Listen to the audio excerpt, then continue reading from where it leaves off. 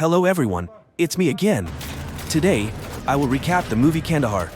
During a mission in Iran, the spies successfully detonated a nuclear power plant there, causing the Iranian government and surrounding forces to pursue him fiercely. He and his interpreter had to disguise themselves and run everywhere to take refuge, but still could not escape the clutches of the IS rebels. This time, he was captured and interrogated by them. So can he escape this vast desert? Please follow today's recap. Tom is an American spy, planted as an employee to repair Iran's network connection. When this organization lost its network connection, Tom and his teammates were invited by the Iranian government to repair the equipment. While working, he still outsmarted them and installed a special tracking device on the line. When this device was activated, all of their basic system activities were displayed on the CIA computer. After finishing their work, the two of them intended to leave, but were made difficult by the guards, who wanted to ask Tom what he had done down there. At this time, Tom broke out in a cold sweat. His friend tried to explain, but they didn't listen. Seeing that he kept silent, they intended to shoot him.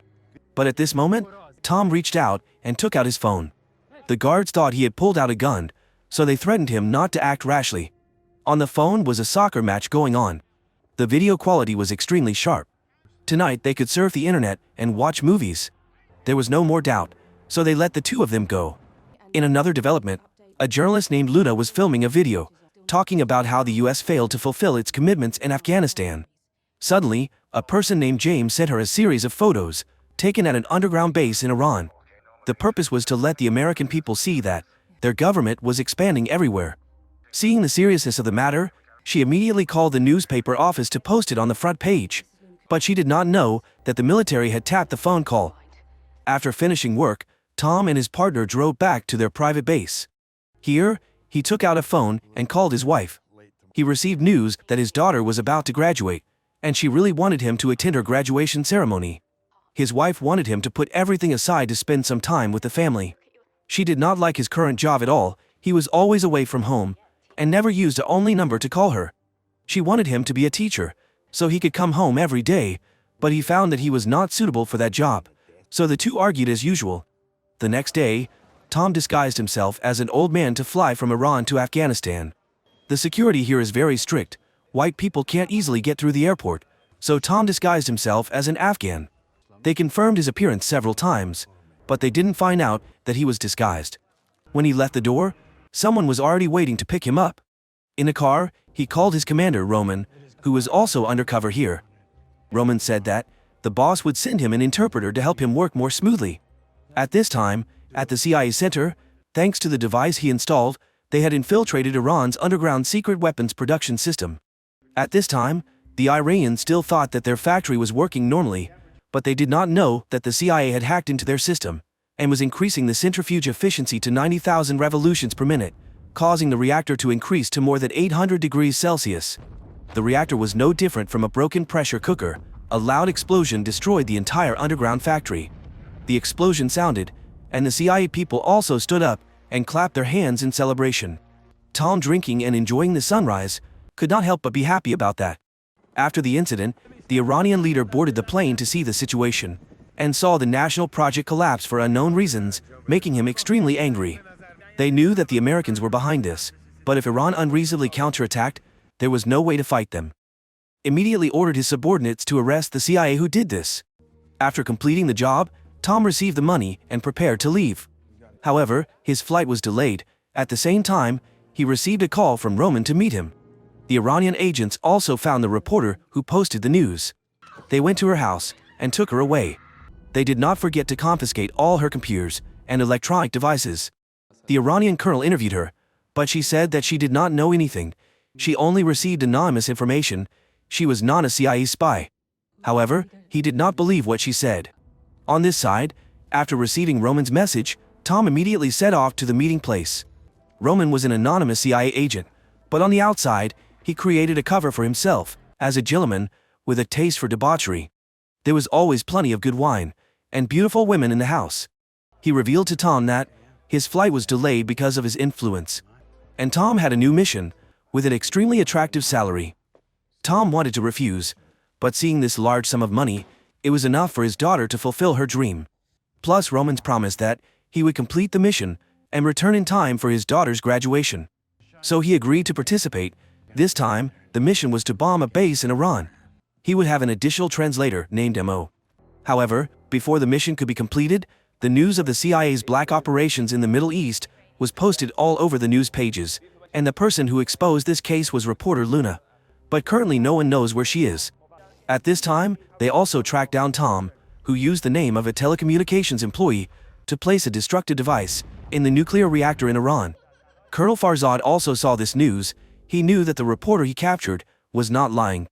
Roman also got the news, knowing that Tom had been exposed. He called Tom and found a way to get him out of here safely. On the Iranian side, Colonel Farzad also had Tom's photo from an intelligence source. He immediately called his commander to report the news and received orders to capture Tom and bring him back. On the Afghan side, Agent Nasser, who was on vacation with his girlfriend, was also called back to capture Tom. They wanted to capture him alive, to hand him over to whoever paid the highest price. His mission was to capture Tom before Tom fell into the hands of the Iranians. At the same time, Tom was surrounded by two forces from two different countries. Tom's companion was also attacked by a group of people who broke into his house, and they killed him. Roman ordered he to immediately move to Kandahar. There was a US military transport plane there, which would fly to Israel tomorrow. But Roman could not help him with the process of moving. Everything depended on Tom's ability. The next day, Tom and Mo set off, but given the situation, they couldn't afford to delay any longer. He burned all the important papers and told Mo that they would leave as soon as possible. Then, the two got into the car to leave, but he thought that this car would be easily detected, so he circled around the market to find an older car. However, as soon as they circled around the market, their movements were discovered by Colonel Farzad's men. He immediately sent someone to follow them. Tom left Mo in the car to keep watch, while he went to find an old car. He chose an old car, quickly started it, and signaled Mo to get and run away. However, when they got to the main road, they got stuck in traffic, so the car couldn't move. Even though they changed cars, for some reason, their car was still discovered. At this time, Colonel Farzad also personally approached with a gun, at the same time informing his soldiers not to lose sight of Tom. During the traffic jam, Tom was too impatient, so he accidentally crashed into the car in front, causing an old man to come and demand compensation. Not wanting to attract attention because of this, he had to take out money to pay the man. Not wanting to be delayed any longer, he quickly drove his car on the sidewalk and ran away. Seeing that, Colonel Farzad also ordered his men to chase and block Tom's car, but with his flexible improvisation and superb driving skills, he easily overtook them. At this time, the Afghan agent also drove a motorbike to chase. He wanted to sabotage Iran's capture, so he quickly climbed up to Farzad's car, attached a bomb to it, causing the car to explode. From afar, the colonel saw the car explode. He was surprised, not knowing who this person was, daring to interfere in his work. Taking advantage of the chaos, Tom also drove away, but before they could get far, their car was blocked by another car. He signaled the interpreter to hold on tight, while he risked his life, crashing straight into their car, injuring everyone on the car. After that, instead of going to the highway as Mo instructed, he chose to take a detour. Although this road was not convenient, they could hide more easily. After a while, the car got a flat tire, and they both had to get out and change the tire. Tom held a gun and kept watch while Mo worked. But at this time, Mo did not want to go with him anymore. He took his backpack and left, despite Tom's objections. That if he did not go with Tom, he might not see his wife and children again. But he still decided to leave. He said that he came here to find his sister-in-law, and if he followed Tom now, he would not be able to find her. At this time, he realized that Mo had accepted this job to find his sister-in-law, so he did not stop Mo anymore. At that moment, a figure appeared from afar.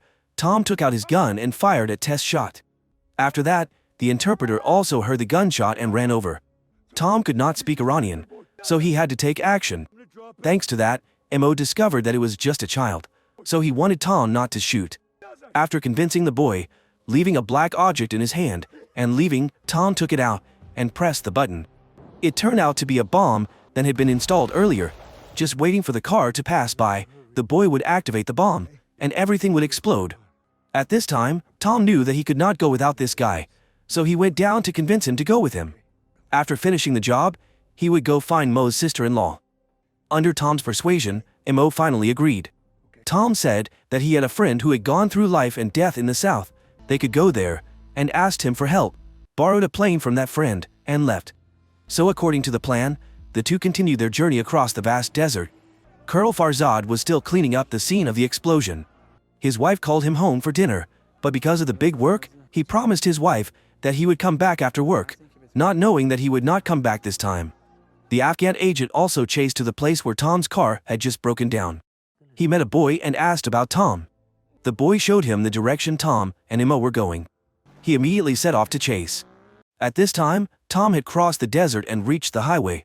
It was already night, so he used night vision goggles to drive so as not to reveal his whereabouts. They were still more than 20 kilometers away from his friend's place. But at this moment, Imo heard a strange sound. He thought the wheel had trouble again, but when he opened the car door, he discovered that the sound was not caused by the wheel, but by the sound of a helicopter. It turned out that Colonel Farzad had found their location, and from above, he used night vision goggles to order his soldiers to shoot at the car. Tom let Missouri drive, while he used his gun to return fire at the plane. Neither side gave in, and in the end Tom's car's engine was damaged, forcing them to stop. He signaled Imo to hide, so he could fight them alone. At this time, the colonel also let the plane land, letting his two soldiers go down to find and kill Tom, while he stayed above to provide support. In the dark, although visibility was limited, thanks to the night vision goggles, even though he was attacked from above, Tom had no difficulty taking down Farzad's two soldiers. After destroying the two targets, Tom confidently stood in the middle of two empty lots to lure Farzad out. Colonel Farzad ordered his men to fly over, but at this moment, Tom pulled out a mine and threw it at the plane. The light from the mine made it difficult for Farzad to see, so he couldn't shoot. At this time, Tom aimed a series of bullets straight at the plane, successfully causing the plane's tail to explode, crashing into the cliff. Farzad was officially eliminated. After killing Farzad and his men, the two had no means of transportation, so they had to walk. The next morning, when the sun rose in the desert, they had also arrived at Tom's friend's base, which was the Tajik army barracks. Seeing strangers appear, a group of armed vehicles drove up. They intended to shoot at the two of them. At this time, Tom said that he was a friend of the leader Taj, so the two of them were lucky to be taken back by his troops. After returning to the barracks, Taj personally came out to welcome them both. While they were sitting together drinking beer, Tom offered to borrow a plane from him to escape, but he said that his plane had been lent to someone else, so he was not here. However, he did not lack cars, he could lend them a car. During the meal, Mo did not seem very happy. Mo knew that this man was not a good person. He only worked for anyone who hired him for money. He had caused the death of thousands of people, including women and children, including Mo's own child. Tom was very surprised to know this. Taj gave Mo the gun and told Mo to take revenge, but in the end, he still did not do it because he knew that if he fired the gun, he would not be able to save his life, and Tom would also be implicated. Mo left. Tom knew that he had put Mo in a difficult position, so he said that they could refuse Taj's help and leave. But what both of them needed was more important than pride, so they still got in the car that leader Taj lent them. The two of them sped off in the desert. Not long after getting in the car, Tom's good friend sold him out to the Afghan intelligence agency to get some money to buy alcohol. At this time, Nasser heard the announcement, so he immediately accepted. If Tom was captured alive, the organization would have to send him to another area to operate. He was bored with the desert. The place he wanted to go was the splendid Paris. His superiors did not hesitate to agree to his request, as long as they could capture Tom. After getting the car, Tom and Mo thought they were safe. But things did not stop there. After only a short distance, they discovered a group of armed men surrounding them. They were Afghan soldiers sent by Nasser. At this time, Tom realized that Mo's decision to spare the life of the leader Taj was a mistake. Because the other side had too many soldiers, both of them were quickly captured. Mo was brutally tortured by them. They thought that serving the white men meant selling his soul to the devil. His actions were no different from a traitor. They thought that being captured in this remote desert, both of them would not be able to return home alive. But at that moment, they discovered that IS troops were attacking the camp. A large army equipped with heavy weapons rushed in, immediately rained bullets down, causing many Afghan soldiers to die. One of them immediately informed Nasser of the situation and asked him to call for reinforcements. Tom was inside and saw the chaotic shooting scene, but he was tied up, unable to escape. A moment later, a masked man ran in. Tom thought to himself, this time he would probably die, but it turned out that the person was Roman. He decided to join IS, to have a chance to rescue Tom. However, Tom did not rush to run away, but quickly went to find Mo and rescue him. Mo was brutally tortured, so he could not walk. But no matter what, Tom did not leave him behind. Finally, they were put in a car that Roman had prepared in advance, and went to the old CIA base. Nasser observed from afar, and realized that these people were not IS soldiers, but Afghan soldiers. He guessed where Tom's car was going, so he set his car and men to chase after it. At this time, the CIA also found out the location of Tom and his teammates. Their car was also running close to the old CIA base. But this was just the fence. Running inside, the distance was still quite far. At this time, they discovered that Nasser was chasing closely. Wanting to lose their tail, Roman used his gun to shoot at Nasser's car. They also responded to him immediately, but because the car was going too fast, he could not aim accurately, and was also hit by Nasser's bullet. Seeing that running like that was not a good idea, Roman jumped out of the car, stood proudly in front of Nasser's car, and aimed and shot. However, because of the dusty desert sand, he could not shoot, and in the end, Nasser used a bullet to end his life. Seeing Roman die because of him, Tom was extremely painful, but in this tense moment, he could do nothing but take Mo to continue running. If they did not want both of them to die in the desert. Seeing their agent sacrificed, the people in the CIA could only sigh. Nasser's car was damaged by Roman's shot, but he used a large displacement motorbike to chase Tom. At this time, the military plane was also preparing to land to pick them up. Tom also saw the gate of the military zone. He thought he could escape the hands of death, but there were too many of Nasser's men in this area. Another cannon appeared on the distant hillside. Only hearing Nasser's command, 2 cannons aimed and fired straight at Tom's direction. Finally, a car also chased the place, fired a cannon at Tom's car, causing the car to fly high and flip over. Nasser thought Tom was dead, so he ordered his subordinates outside to let him rush in to take credit. Luckily, Tom and Mo did not die, but both were seriously injured. However, they still tried to stand up, to fight for their lives. When Nasser ran over, Tom stood up, and was ready to fight back. The two had a fierce gunfight in the middle of the desert. Nasser fired a shot, Tom also fired a shot back. Both sides were wounded all over. Knowing that Nasser was no longer able to fight, he did not want to waste bullets on him. But from afar, he saw a group of armored vehicles appearing, determined not to let him escape. Tom was now exhausted. He returned to Mo, and decided to leave his life to fate. He said that no matter what, he would stay by Mo's side, because they were friends through thick and thin. Both happily accepted the cruel truth that awaited them ahead. At this time, in the CIA headquarters, they had counted more than 50 vehicles heading towards Tom.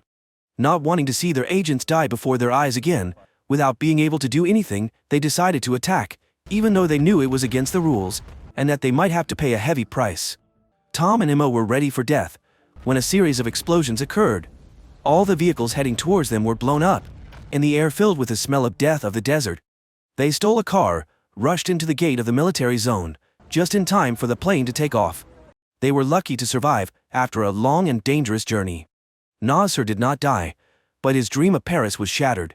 Reporter Luna was finally released by Iran, and returned to his beloved job.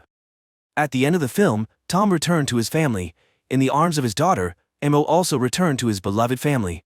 The film ends here.